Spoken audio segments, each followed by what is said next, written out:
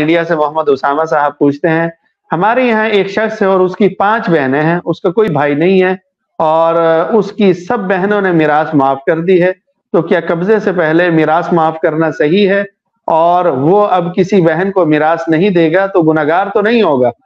بالکل گناہگار ہوگا، اور اس طرح معاف کرنے سے معاف نہیں ہوتی۔ یہ میراث ایسی چیز ہے کہ جو غیر اختیاری طور پر ورثہ کی طرف منتقل ہوتی ہے،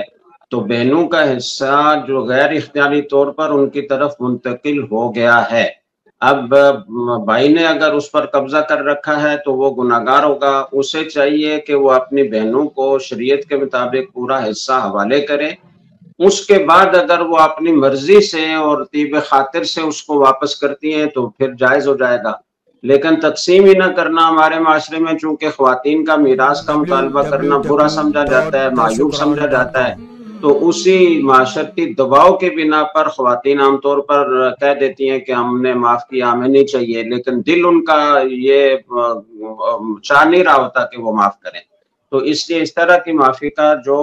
تقسیم سے پہلے اور ان کو قبضے میں دیے بغیر ان کی طرف سے معافی ہوتی ہے، تو یہ وہ حق ہے کہ جو قبضے میں آنے سے پہلے معاف کیا ہی نہیں جا سکتا، معاف ہو ہی نہیں سکتا۔ اس لیے جب قبضہ کر لیں تو پھر وہ اپنی پوری آزادی کے ساتھ اور بغیر کسی معاشرتی دباؤ کے پوری طیب خاطر اور دلی رضامندی سے واپس کریں بھائی کو، تو وہ جائز ہو۔